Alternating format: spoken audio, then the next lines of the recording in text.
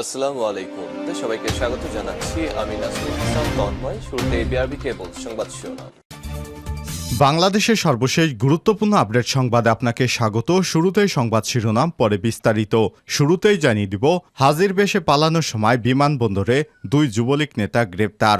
Saudi আরবে পালাতে গিয়ে সিলেট ওসমানী আন্তর্জাতিক বিমানবন্দরে যুবলীগের দুই নেতা গ্রেপ্তার হয়েছেন। আটককৃতরা হলেন সাবেক মন্ত্রী মোহাম্মদ শাহাবুদ্দিনের ভাগিনা এবং বড়লেখা সদর ইউপি চেয়ারম্যান যুবলীগ নেতা সালেহ আহমেদ জুয়েল এবং বড়লেখা সদর ইউনিয়ন যুবলীগের সভাপতি জালাল আহমেদ। এরপর জানিয়ে দিব, আওয়ামী লীগ নেতা পান্না কিভাবে খুন হয়েছিল জানালো ভারতের পুলিশ। ভারতে পালাতে গিয়ে আওয়ামী লীগের নেতা পান্না বিএসএফের গুলিতে হত্যা হয়েছে বলে এমন একটি খবর প্রকাশিত হয়েছে। কিন্তু কিভাবে পান্নার মৃত্যু হয়েছে সে বিষয়টি স্পষ্ট করেছে আজ ভারতীয় পুলিশ। এবারে জানাবো, আওয়ামী লীগপন্থী শীর্ষ আমলারা এবার দুদকের নজরে। তালিকায় ডজনের বেশি সাবেক আমলা। আওয়ামী লীগের মন্ত্রী এমপিদের পাশাপাশি শেখ হাসিনা সরকারের আমলে প্রশাসনের শীর্ষ পদে থাকা কর্মকর্তাদের সম্পদের খোঁজে মাঠে নামছে দুর্নীতি দমন কমিশন দুদক। গত 15 বছরে যেসব আমলা গুরুত্বপূর্ণ পদ থেকে বিভিন্ন সুযোগ সুবিধা নিয়েছেন, শীঘ্রই তাদের বিষয়ে অনুসন্ধানের নীতিগত সিদ্ধান্ত নেওয়া হয়েছে। এদিকে সিসির কলাম নিয়ে তোলপাড়, আলোচনার জন্য কাউকে পাচ্ছেন না।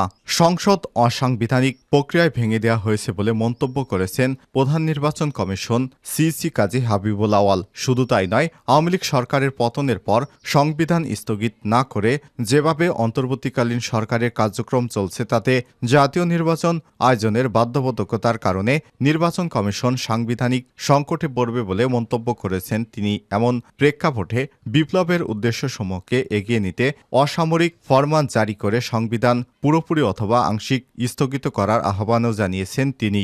সম্প্রতি একটি দৈনিক সংবাদ সংস্কার বিপ্লব এবং ফরমান সরকার এবং সংবিধান শিরোনামে লেখা একটি কলামে তিনি এই আহ্বান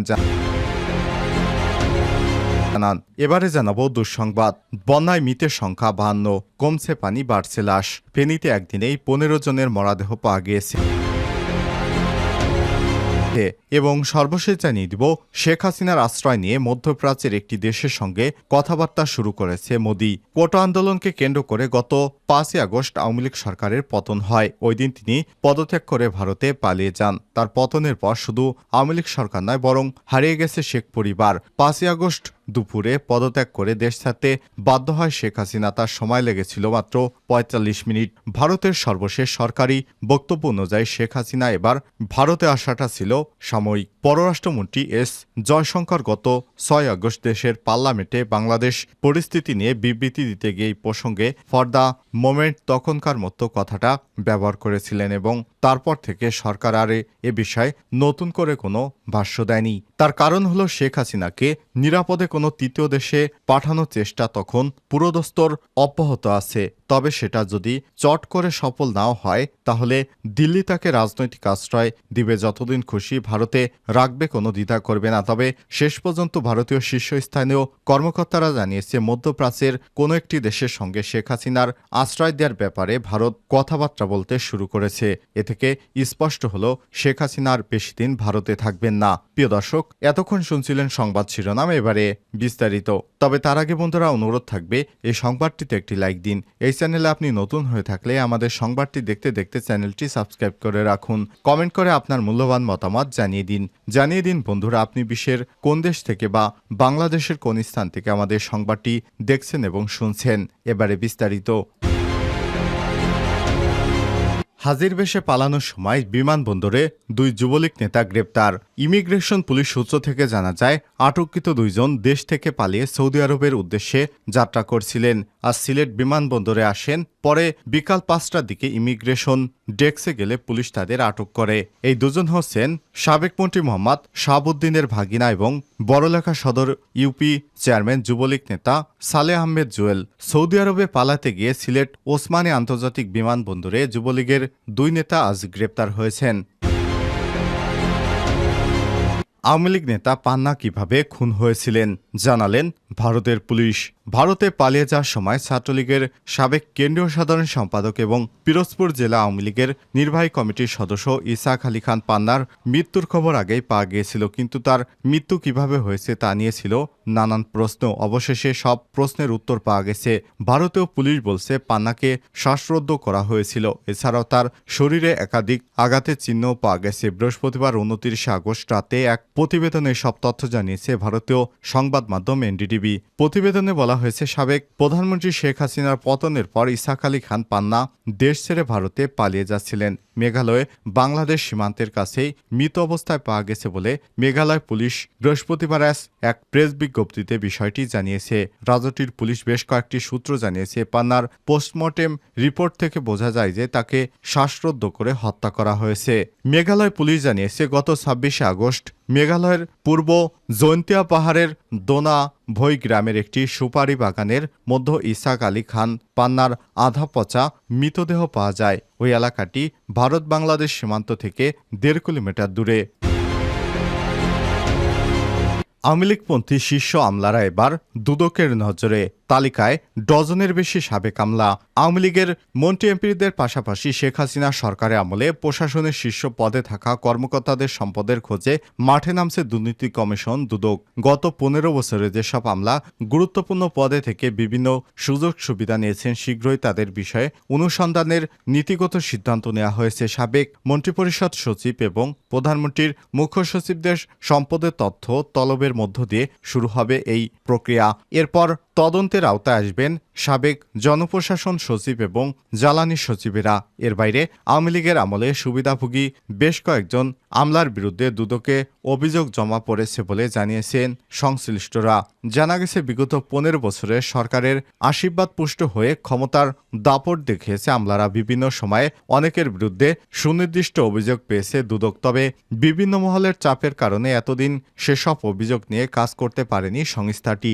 রাজনৈতিক পট পরিবর্তনের পর এবার সেসব অভিযোগ অনুসন্ধান করার সিদ্ধান্ত নেওয়া হয়েছে। এরই মধ্যে দীর্ঘদিন লাল ফিতায় বন্দী থাকা অনেক গুরুত্বপূর্ণ ফাইল নিয়ে নতুন করে তদন্ত শুরু করেছে দুদক। সূত্র জানায়, গত সরকারের কয়েক ডজন প্রভাবশালী আমলার বিরুদ্ধে নজিরবিহীন অনিয়ম এবং দুর্নীতির অভিযোগ রয়েছে। দুদকের কাছে এর মধ্যে কয়েকজনের অবৈধভাবে বিপুল সম্পদ অর্জনের তথ্য রয়েছে। চাকরি জীবনে ক্ষমতার অপব্যবহার, ঘুষ, উন্নয়ন প্রকল্প থেকে কমিশন নেওয়া সহ বিভিন্ন অনিয়মে জোরে মালিক হয়েছেন শত শত কোটি টাকার। এসব অবৈধ অর্থে তারা দেশে বিদেশে বিপুল সম্পদ গড়েছেন। বিভিন্ন ব্যাংকে নামে বেনামে কোটি কোটি টাকার সম্পদ এফডিআর করেছেন। কারো কারো রয়েছে বিভিন্ন কোম্পানির বিপুল পরিমাণ শেয়ার। দেশের বিভিন্ন জায়গায় জমি আছে অনেকের। এসব সম্পদের বেশিরভাগই স্ত্রী কিংবা আত্মীয় স্বজনদের নামে। অনেকেই চাকরি শেষে নাম লিখেছেন রাজনীতিতে। এদেরও আছে কোটি কোটি হাজার কোটি টাকার সম্পদ। সিইসির কলাম নিয়ে তোলপাড়, আলোচনার জন্য কাউকে পাচ্ছেন না। সংসদ অসাংবিধানিক প্রক্রিয়ায় ভেঙে দেওয়া হয়েছে বলে মন্তব্য করেছেন প্রধান নির্বাচন কমিশন কাজী হাবিবুল আওয়াল। শুধু তাই নয়, আওয়ামী লীগ সরকারের পতনের পর সংবিধান স্থগিত না করে যেভাবে অন্তর্বর্তীকালীন সরকারের কার্যক্রম চলছে, তাতে জাতীয় নির্বাচনের আয়োজন বাধ্যবাধকতার কারণে নির্বাচন কমিশন এবং সাংবিধানিক সংকটে পড়বে বলে মন্তব্য করেছেন তিনি। এমন প্রেক্ষাপটে বিপ্লবের উদ্দেশ্যসমূহকে এগিয়ে নিতে অসামরিক ফরমান জারি করে সংবিধান পুরোপুরি অথবা আংশিক স্থগিত করার আহ্বানও জানিয়েছেন তিনি। সম্প্রতি দৈনিক সংবাদপত্রে সংস্কার বিপ্লব ফরমান সরকার এবং সংবিধান শিরোনামে লেখা একটি কলামে তিনি আহ্বান জানান। এই কলাম লেখার কারণে ব্যাখ্যা করে তিনি বলেছেন, আলোচনার জন্য কাউকে তিনি পাচ্ছেন না। তাই নির্বাচন কমিশন যে সাংবিধানিক সংকটে পড়েছে সেটা পত্রিকায় লেখা জনগণকে অবহিত করাই সমীচীন বলে মনে করছেন। ছাত্র জনতার অভ্যুত্থানে শেখ হাসিনা সরকারের পতনের পর প্রায় 3 সপ্তাহ নিশ্চুপ থাকার পর হঠাৎ করেই সংবাদপত্রের কলম লিখে নিজের মতামত জানিয়েছে সিইসি কাজী হাবিবুল আওয়াল। এরপর থেকে তার বক্তব্য নিয়ে ব্যাপক তোলপাড় চলছে। গুরুত্বপূর্ণ সাংবিধানিক পদে থেকেও পতিত স্বৈরাচারের দোসর হিসেবে কাজ করা এবং সর্বশেষ অন্তর্বর্তী সরকারের কার্যক্রম নিয়ে আইনি প্রশ্ন তোলায় তার পদত্যাগ এবং বিচার দাবি করছেন অনেকেই। আইন বিশেষজ্ঞরা বলছেন, অন্তর্বর্তী সরকারের সাংবিধানিক স্বীকৃতি নিয়ে প্রশ্ন তোলার পর তার এই পদে বসে থাকার কোনো সুযোগ নেই। দেশব্যাপী ছাত্র জনতার গণ অভ্যুত্থানের মুখে ক্ষমতাচ্যুত হয়ে গত 5 আগস্ট দেশ ছেড়ে পালিয়ে যায় শেখ হাসিনা। পরদিনই সংসদ ভেঙে দেন রাষ্ট্রপতি মোহাম্মদ শাহাবুদ্দিন। এমন প্রেক্ষাপটে 8 আগস্ট নোবেল বিজয়ী অর্থনীতিবিদ অধ্যাপক ডক্টর মোহাম্মদ ইউনূসের নেতৃত্বে অন্তর্বর্তীকালীন সরকার শপথ নেয়। তার আগে দেশে ক্লান্তি লগ্নে অন্তর্বর্তী সরকারের গঠনে সাংবিধানিক কোনো বাধা নেই বলে জানান সর্বোচ্চ আদালত। শেখ হাসিনা সরকার পতনের পর দেশজুড়ে বিভিন্ন বিশ্ববিদ্যালয় ভিসি ছাড়াও সাংবিধানিক এবং স্বায়ত্তশাসিত প্রতিষ্ঠানের প্রধানদের পদত্যাগের হিড়িক পড়ে। শিক্ষার্থীদের আন্দোলনের মুখে পদত্যাগে বাধ্য হন প্রধান বিচারপতিও। পাশাপাশি তারা নির্বাচন কমিশন অন্যান্য সাংবিধানিক প্রতিষ্ঠানের প্রধানদের পদত্যাগের আহ্বান জানান, কিন্তু শিক্ষার্থীদের সেই আহ্বানে সাড়া না দিয়ে সরকারের সংকেতের অপেক্ষায় বসে আছে সিইসি সহ অন্যান্য নির্বাচন কমিশনেরা। সরকার পতনের পর ইস্যুতে তারা কোনো বক্তব্য দিচ্ছেন না। এমন প্রেক্ষাপটে গত শনিবার 24 আগস্ট একটি পত্রিকায় লেখা কলমের মাধ্যমে সিইসি নিজের বক্তব্য তুলে ধরেন। তিনি বলেন, ছাত্র জনতার সফল বিপ্লবের মধ্য দিয়ে গত 5 আগস্ট আওয়ামী স্বৈরশাসনের পতন হয়েছে। বিপ্লবটি ছিল তরুণদের শক্তিকে উদ্দীপ্ত, ব্যাপক জনসম্পৃক্ত, অনন্য সাধারণ এক অসাধ্য সাধন। অসংখ্য নিরীহ কিশোর, শিশোর, তরুণ এবং বৃদ্ধকে জীবন দিতে হয়েছে। তবে বিশেষ একটি কারণে বিপ্লবোত্তর এই সময় খানিকটা সাংবিধানিক শূন্যতা বা দৃশ্যমান।